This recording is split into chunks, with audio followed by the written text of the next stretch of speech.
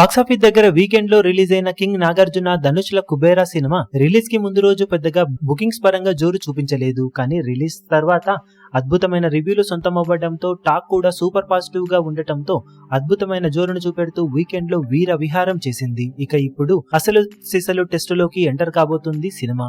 Working days లో cinema ఎలాంటి హోల్డ్ను చూపిస్తుంది అన్నది ఆసక్తికరంగా మారగా, సినిమాకు వచ్చిన యునానిమస్ టాక్ దృష్ట్యా కలెక్షన్ల పరంగా వర్కింగ్ డేస్ లో సాలిడ్ ట్రెండ్ ను చూపించాల్సిన అవసరం ఎంతైనా ఉంది. నార్మల్ గా ఏ సినిమా అయినా కూడా హాలిడే తర్వాత వర్కింగ్ డే కి వచ్చేసరికి 60 to 70% వరకు డ్రాప్స్ ను సొంతం చేసుకుంటూ ఉంటుంది. మంచి పాజిటివ్ రెస్పాన్స్ ను సొంతం చేసుకున్న సినిమాలు 50 to 60% రేంజ్ లో డ్రాప్స్ ను అయితే సొంతం చేసుకుంటూ ఉంటాయి. ఈ లెక్కన కుబేరా లాంటి సూపర్ డూపర్ పాజిటివ్ రెస్పాన్స్ ను సొంతం చేసుకున్న సినిమాకి హాలిడే తో పోల్చితే వర్కింగ్ డే లో మినిమం 50% రేంజ్ లో డ్రాప్స్ కనుక ఉండి ఓవరాల్ గా 4వ రోజున వసూలు 10 కోట్లకు పైగా కనుక వస్తే రిమార్కబుల్ హోల్డ్ ను చూపించింది అని చెప్పవచ్చు. అదే కనుక జరిగితే సినిమాకి ఎక్సలెంట్ లాంగ్ రన్ సొంతమయ్యే అవకాశం ఎంతైనా ఉంటుంది.